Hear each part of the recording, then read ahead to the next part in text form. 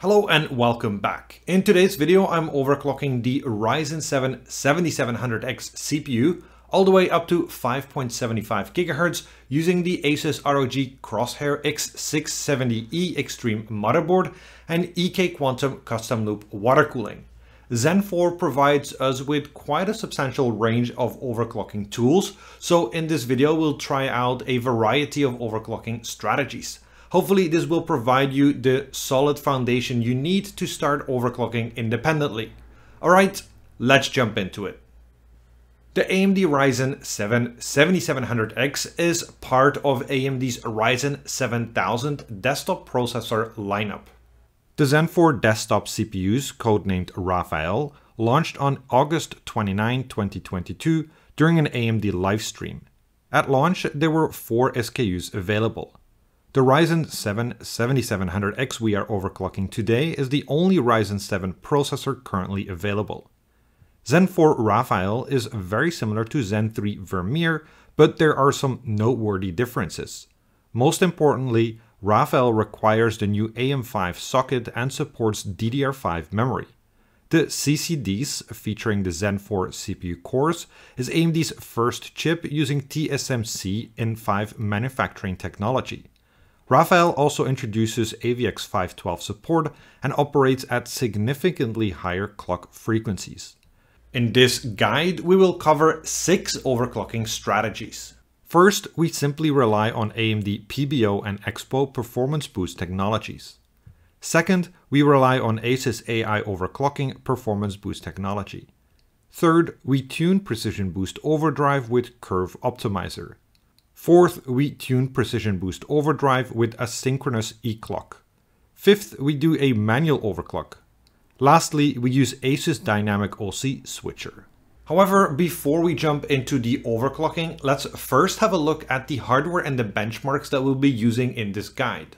Along with the AMD Ryzen 7 7700X processor and ASUS ROG Crosshair X670E Extreme motherboard, in this guide, we will be using a pair of G.Skill Trident Z5 Neo DDR5 6400 memory sticks, an ASUS ROG Strix RTX 2080 Ti graphics card, a 512GB M.2 NVMe SSD, a Seasonic Prime 850W Platinum power supply, the Elmo Labs EasyFan controller, the Elmo Labs EVC2 SX, the Eclk Quantum Velocity² AM5 water block, and Eclk Quantum water cooling. All this is mounted on top of our favorite open bench table V2. I explain how I use Elmo Labs products in SkatterBencher number 34. By connecting the EFC to the EVC2 device, I monitor the ambient temperature, water temperature and fan duty cycle. I include the measurements in my Prime 95 stability test results. I also use the Elmo Labs EFC to map the radiator fan curve to the water temperature.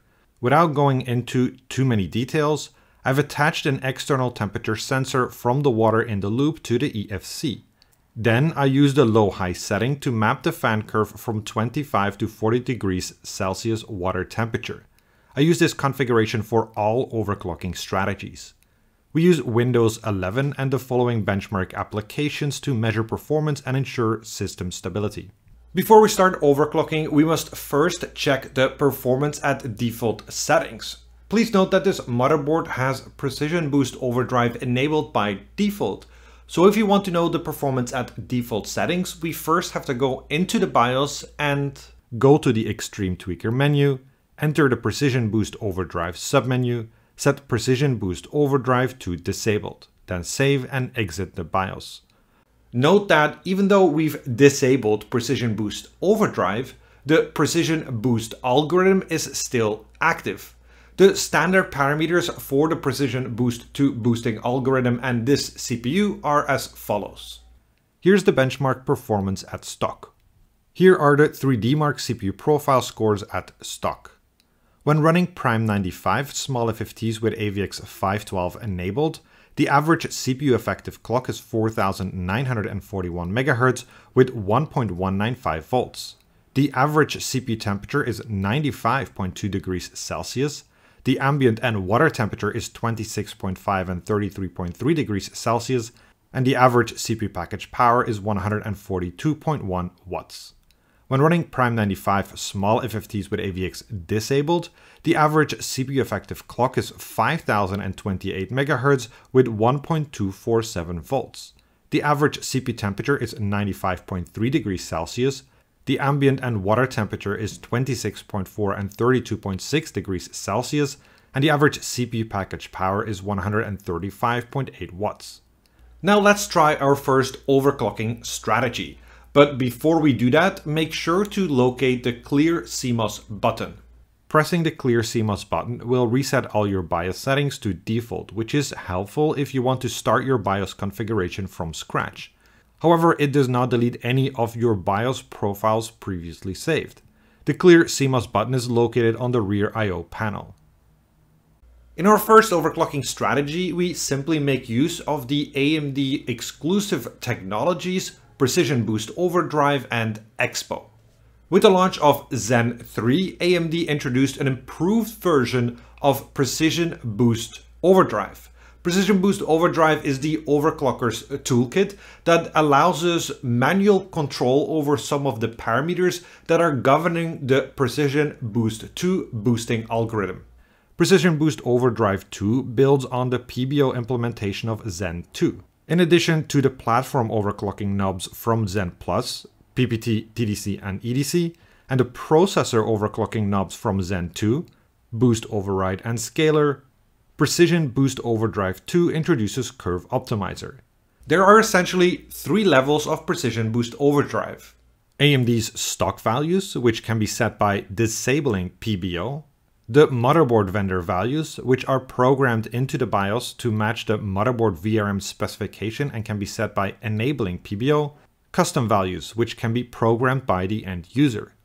I explored the ins and outs of Precision Boost Overdrive 2 tuning in my AMD Raphael overclocking launch video. If you want to learn more about the impact of each of these settings, I suggest you check out that video. Note that in this strategy, we're just enabling Precision Boost Overdrive, whereas in the next strategies, we'll also do some manual tuning of the parameters.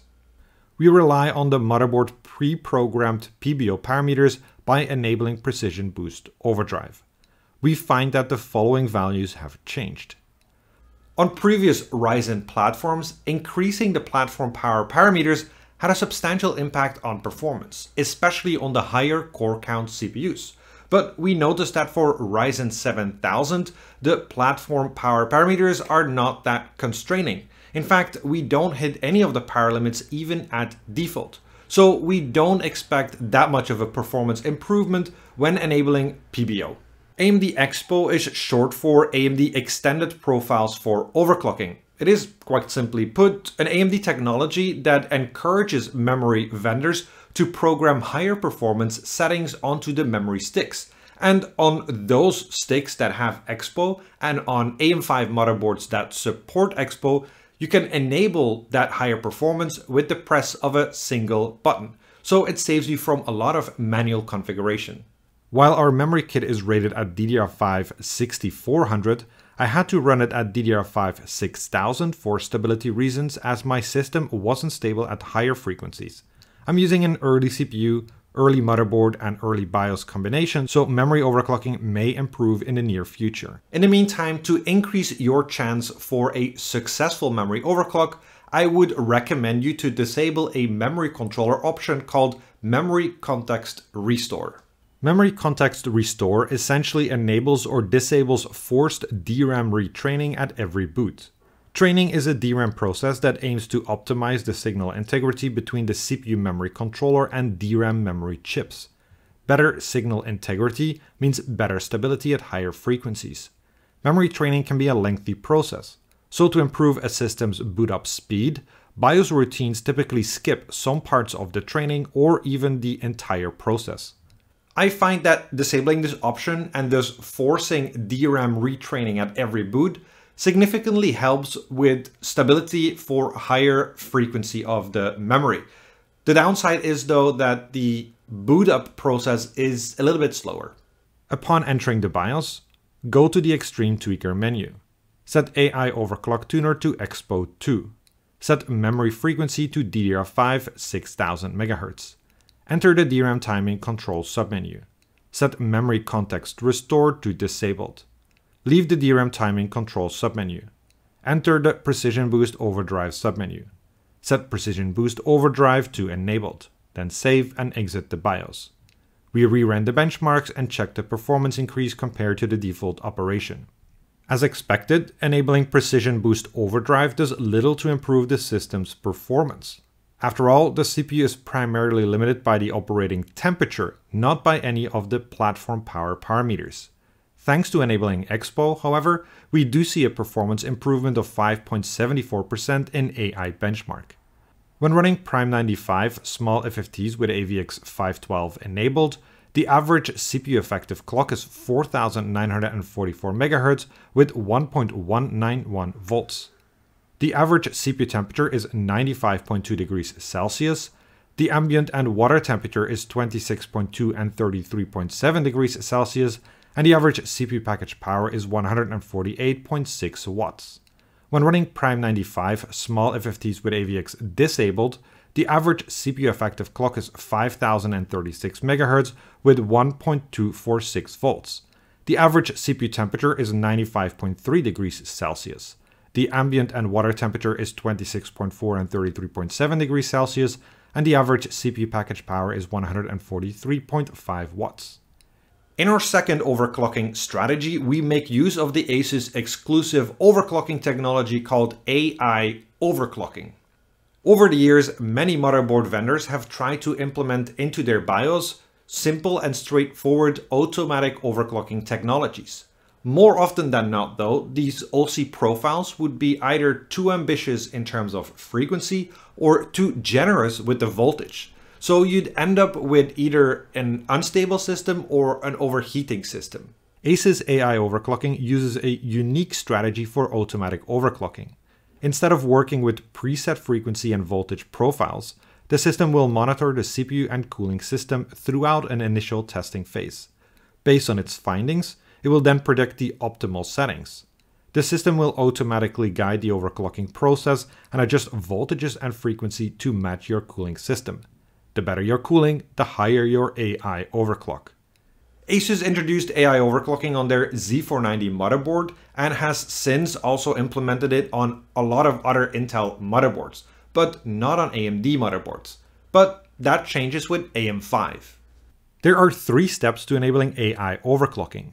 First, reset the BIOS to default settings. Then reboot and enter the operating system. Run a couple of heavy workloads such as Prime 95 or Realbench for up to 30 minutes. Then return to the BIOS and enter the AI OC guide menu from the top. Make sure to read through the explanation and click Enable AI when ready. In addition to automatic overclocking, AI overclocking provides a lot of advanced information and suggestions in the AI features menu. The information includes P0 VID and SP values for each CPU core, Precision Boost Overdrive to suggested overclocking parameters, and Dynamic OC Switcher suggested overclocking parameters. The SP value is based on the combination of the maximum boost frequency, temperature, and P0 VID. Generally, it indicates the quality of a particular core. A higher SP value would indicate a better quality core with superior overclocking capabilities, though it's not an exact science.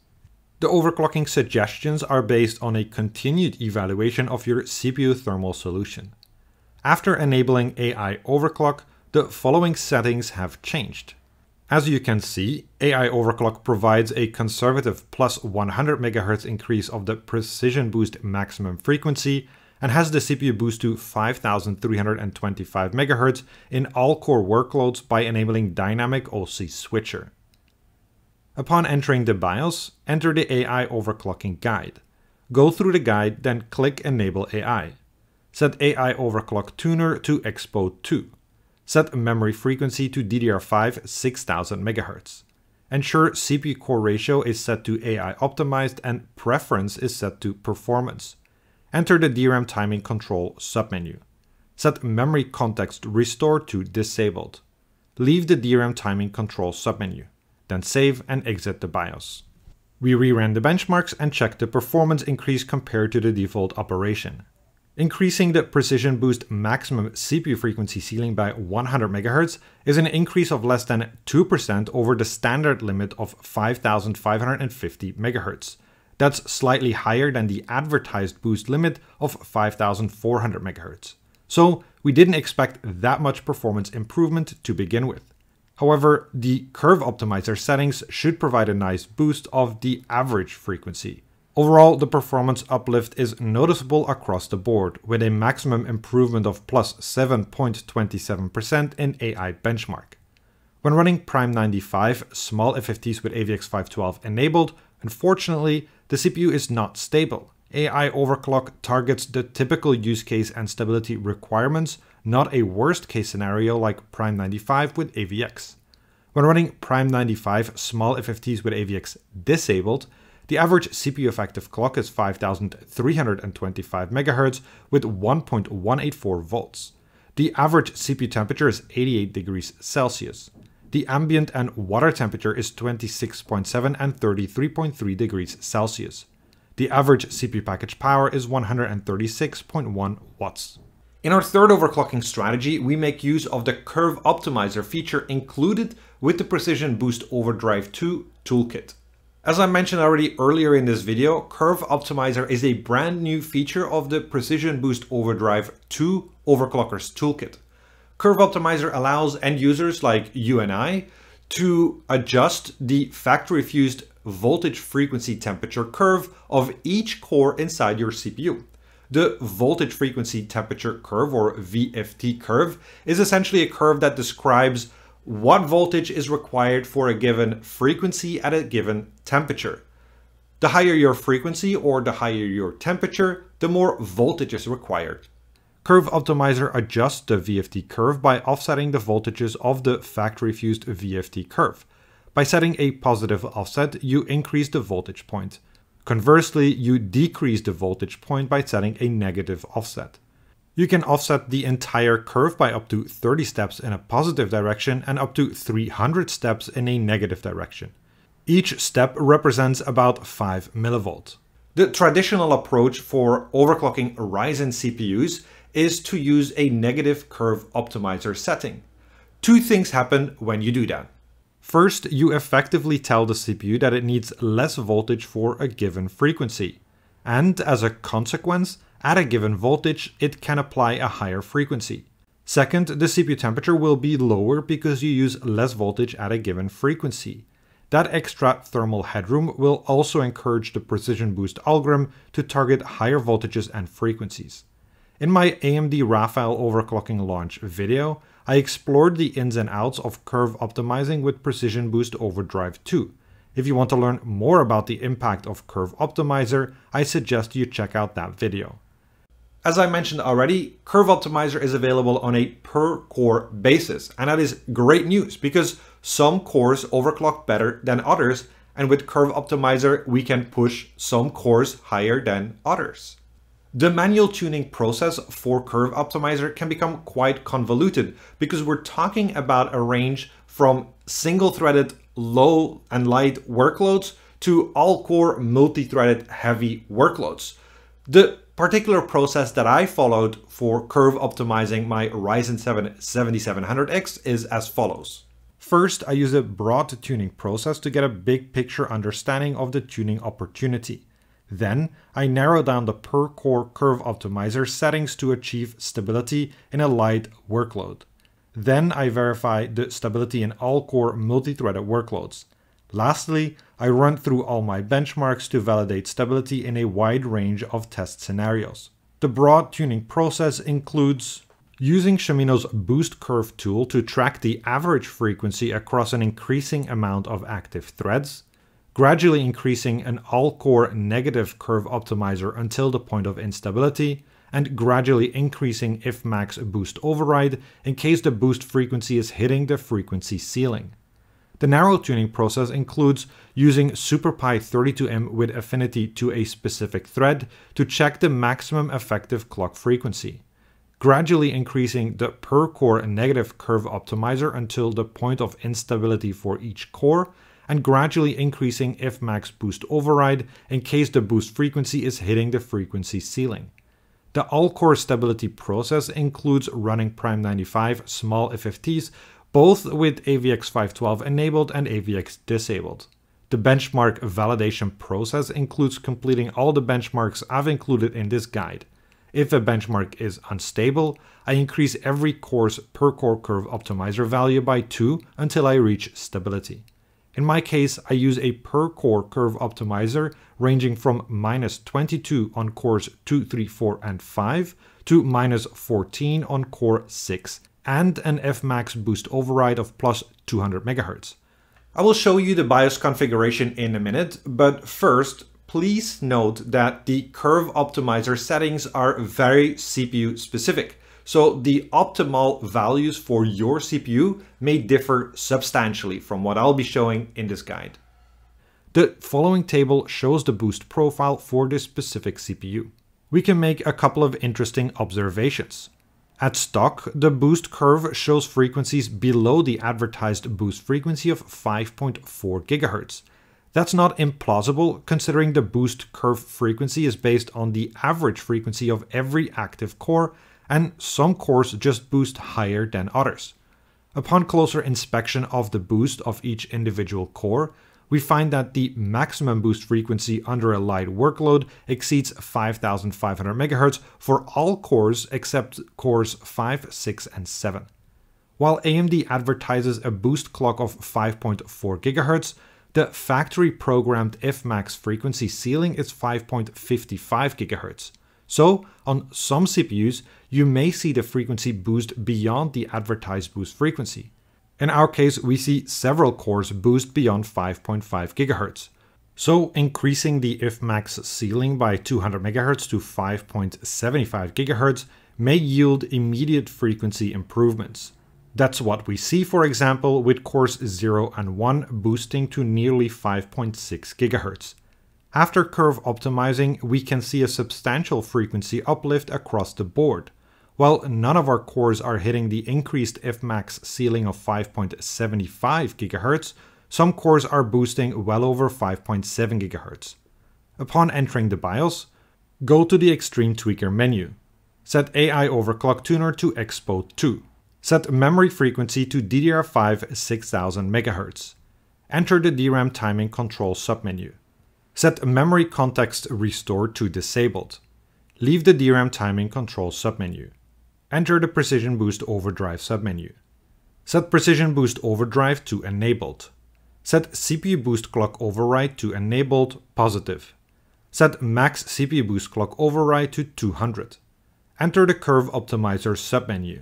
Set Curve Optimizer to per core. For every core, set Curve Optimizer sign to negative. For core 0, set Curve Optimizer magnitude to 20. For core 1, set Curve Optimizer magnitude to 18. For cores 2, 3, 4, and 5, set Curve Optimizer magnitude to 22. For core 5, set Curve Optimizer magnitude to 14. And for core 7, set Curve Optimizer magnitude to 16. Then save and exit the BIOS. We reran the benchmarks and checked the performance increase compared to the default operation. The performance uplift after curve optimizing is not earth-shattering, but it's still nice to see better performance across the board, even in single-threaded benchmarks. We see the highest performance improvement of plus 8.02% in AI benchmark. When running Prime 95 small FFTs with AVX512 enabled, the average CPU effective clock is 5061 MHz with 1.175 volts. The average CPU temperature is 95.3 degrees Celsius. The ambient and water temperature is 27.1 and 33.9 degrees Celsius. And the average CPU package power is 147.9 watts. When running Prime 95 small FFTs with AVX disabled, the average CPU effective clock is 5144 MHz with 1.234 volts. The average CPU temperature is 95.3 degrees Celsius. The ambient and water temperature is 27.4 and 34.6 degrees Celsius. And the average CPU package power is 143.9 watts. In our fourth overclocking strategy, we take advantage of the return of Eclk mode. Eclk stands for external clock, and it is exactly what the term suggests, using an external clock generator. Eclk mode was already available on the Ryzen 2000 Pinnacle-rich CPUs, and now it's back. The standard Raphael platform has a 48 MHz crystal input to the integrated CGPLL clock generator. The CGPLL then generates a 48 MHz clock for the USB PLL and a 100 MHz reference clock for the FCH, which contains the CCLK PLL for the CPU cores and several SoC PLLs. In addition to the standard internal CGPLL, Raphael supports up to 2 external clock modes. They're called Eclk 0 mode and Eclk 1 mode. In Eclk 0 mode, an external 100 MHz reference clock is used for both the CPU and SoC PLLs. In other words, it's a reference clock that affects the CPU core clocks as well as the PCIe and SATA clocks. In Eclk 1 mode, there are 2 distinct external 100 MHz reference clocks. One clock provides the 100 MHz input for the CPU PLL, and another provides the 100 MHz reference clock for the SoC PLLs. AMD suggests up to 140 MHz can be expected for the CPU core reference clock, but your mileage may vary. In previous SkatterBencher videos, I referred to the process of using a reference clock overclocking as supercharging PBO. Unlike previous Ryzen platforms, however, overclocking using the reference clock is very well supported on Ryzen 7000 CPUs, so it provides a viable path for overclocking. The overclocking strategy with Eclk is the polar opposite of what we're used to with Ryzen CPUs. Typically, as shown in OC strategy number 3, Ryzen overclocking consists of using curve optimizer. A negative voltage offset for the CPU core VFT curve helps reach higher boost frequencies. With Eclk, we still build on top of the factory fused VFT curve, but adjust the frequency by adjusting the reference clock. For example, if the precision boost has a VFT point for 5000 MHz at 1.25 volt at 50 degrees Celsius, with an Eclk of 105 MHz, the actual point will be 5250 MHz at 1.25 volt at 50 degrees Celsius. Obviously, the default voltage for this VFT point won't suffice for stable operation. So, counterintuitively, we use a positive curve optimizer to increase the voltages of the VFT points. For example, a plus 30 offset may increase the voltage by 150 mV. Thus, the resulting VFT point will be 5250 MHz at 1.4 volt at 50 degrees Celsius. Suppose Curve Optimizer doesn't provide you with sufficient additional voltage. Well, then you can always add an additional voltage offset by configuring the voltage controller directly. One more important point. Eclk also affects the maximum frequency ceiling. With an Eclk of 105 MHz, the new programmed fmax for the 7700X is 5550 MHz multiplied by 1.05, so 5828 MHz. That's way too high for this CPU. Luckily, we can use a negative fmax boost override to fix this. The manual tuning process with Eclk overclocking can become quite convoluted because we're talking about a range from single thread light workload stability all the way to all core heavy multi-threaded workloads. The particular process that I followed for this 7700X was as follows. First, I use a broad tuning process to get a big picture understanding of the tuning opportunity. Then, I narrow down the per core curve optimizer settings to achieve stability in a light workload. Then, I verify the stability in all core multi-threaded workloads. Lastly, I run through all my benchmarks to validate stability in a wide range of test scenarios. My broad tuning process includes using Shimino's Boost Curve tool to track the average frequency across an increasing amount of active threads, gradually increasing the Eclk frequency until the point of instability, and in case of instability, reduce the programmed fmax by configuring a negative boost override. The narrow tuning process includes using SuperPi 32M with affinity set to a specific thread to check the maximum effective clock frequency, gradually increasing the fmax boost override in case the boost frequency is hitting the frequency ceiling, and in case of instability, setting a positive per-core curve optimizer setting.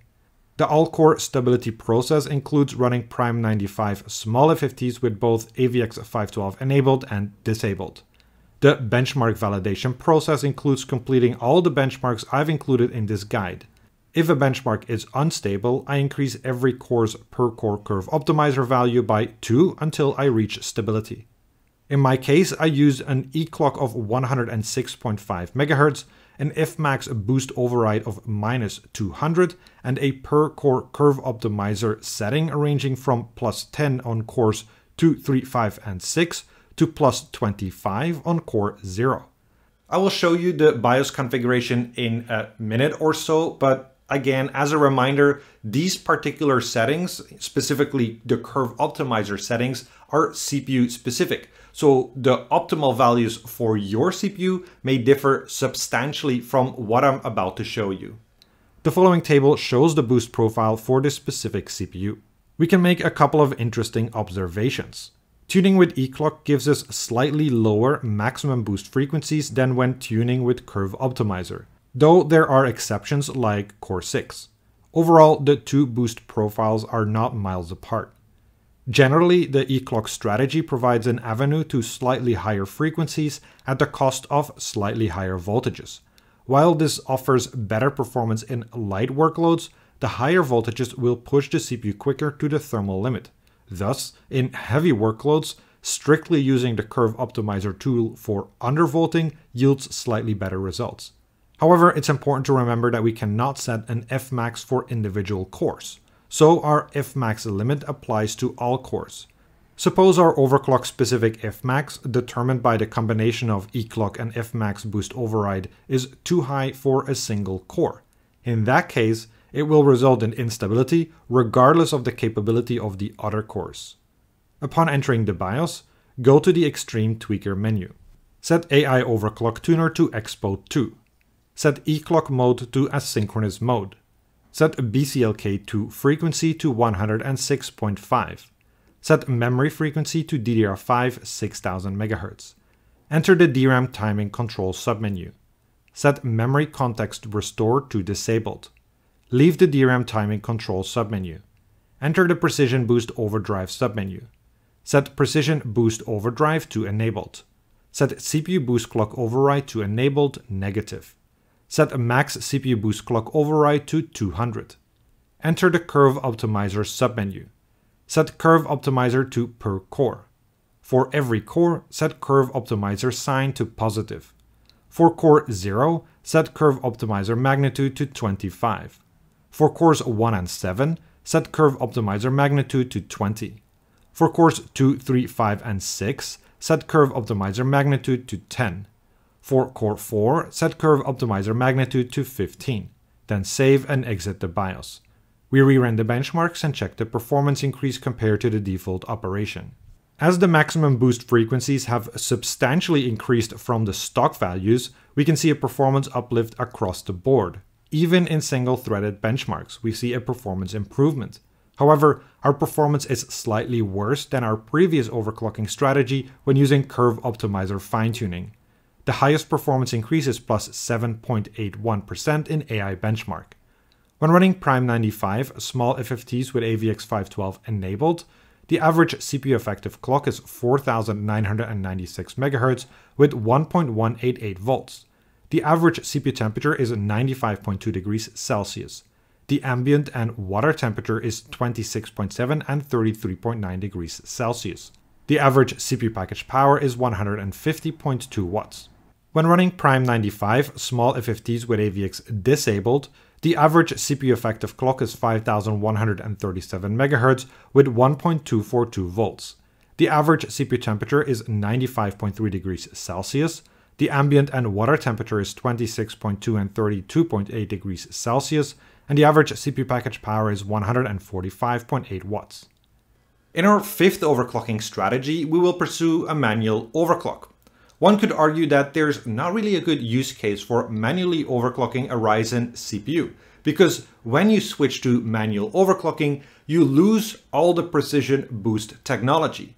That means those really high single-threaded boost frequencies that you see by default, so the 7700X can boost, up to 5.5 gigahertz, you don't have that when you do manual overclocking. In fact, your maximum overclock will be limited to that set fixed frequency that you determine by your manual overclock.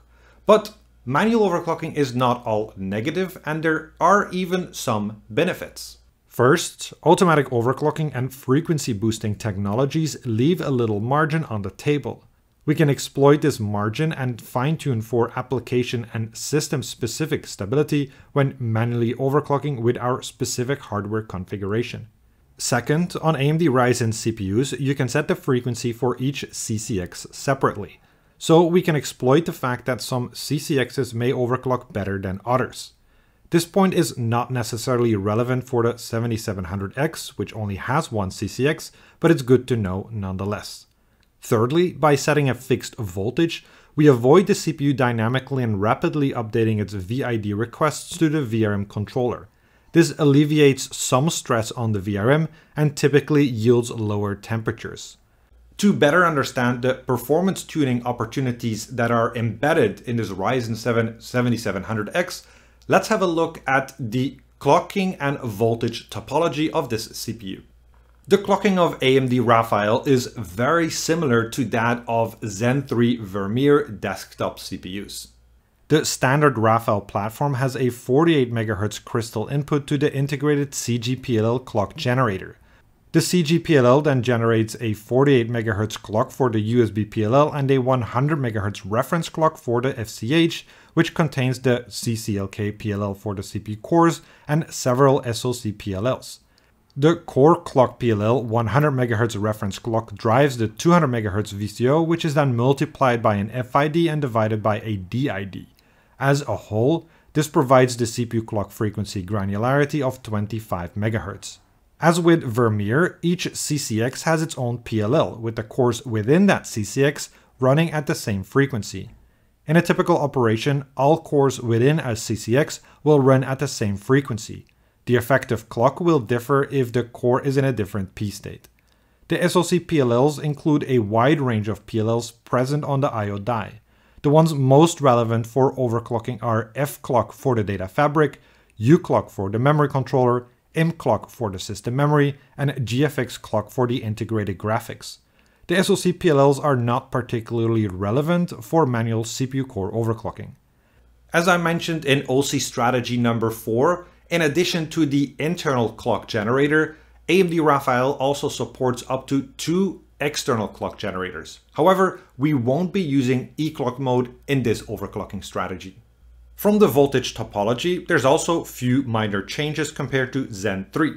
Raphael still relies on internal and external power supply to drive the processor voltages. There are 4 primary power supplies from the motherboard VRM to the processor.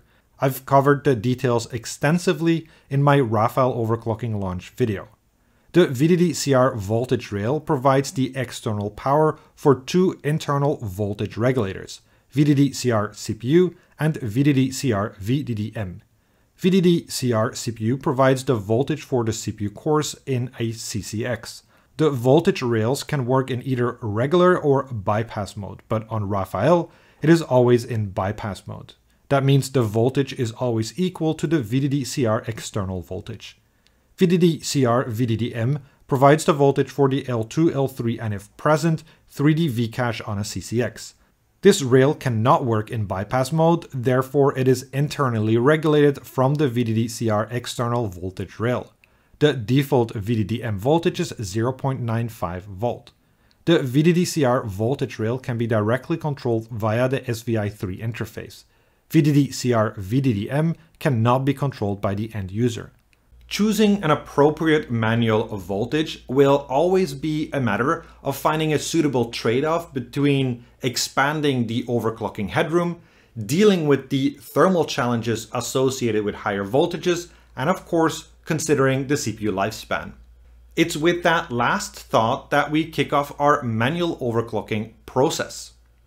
Our limiting factor will ultimately be the cooling solution, as power consumption increases exponentially with operating voltage and temperature scales somewhat linearly with power consumption. The maximum voltage will be determined by the application we are tuning for.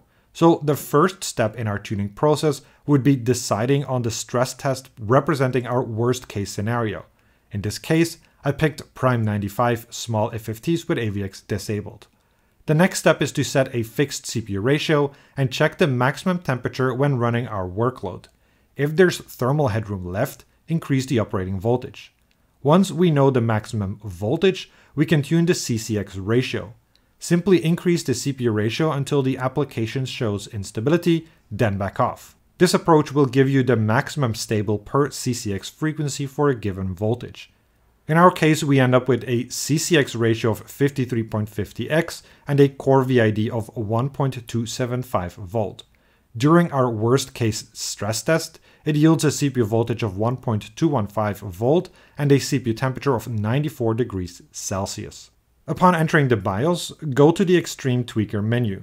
Set AI Overclock Tuner to EXPO 2. Set memory frequency to DDR5 6000 MHz. Enter the CPU core ratio per CCX submenu. Set core VID to 1.275. Set CCX 0 ratio to 53.50. Enter the DRAM timing control submenu. Set memory context restored to disabled. Leave the DRAM timing control submenu, then save and exit the BIOS. We reran the benchmarks and check the performance increase compared to the default operation. As expected, we see a performance deficit against stock performance in single-threaded applications as manual overclocking does not benefit from the Precision Boost 1T frequency. In multi-threaded applications, however, we see a nice performance uplift of up to plus 7.13% in AI benchmark. When running Prime 95 small FFTs with AVX 512 enabled, unfortunately, the CPU is not stable. This is a deliberate choice on our side as we decided that Prime 95 with AVX 512 enabled is not a representative worst case workload for our system.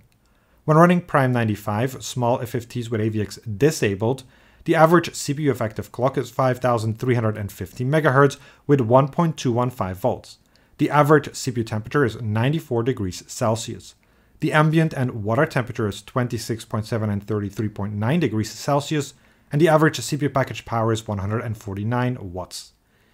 In our final overclocking strategy, we rely upon the ASUS Dynamic OC switcher to bring together the best of Precision Boost Overdrive and Manual OC mode.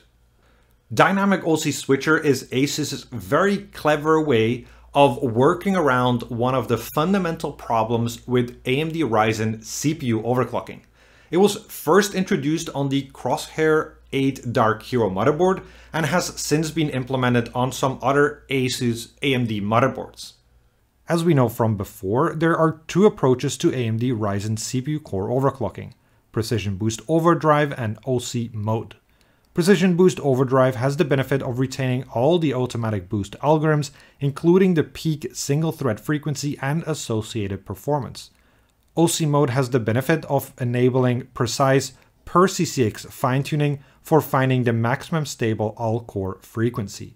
So you typically have to choose to compromise either the best single-threaded performance or the best multi-threaded performance.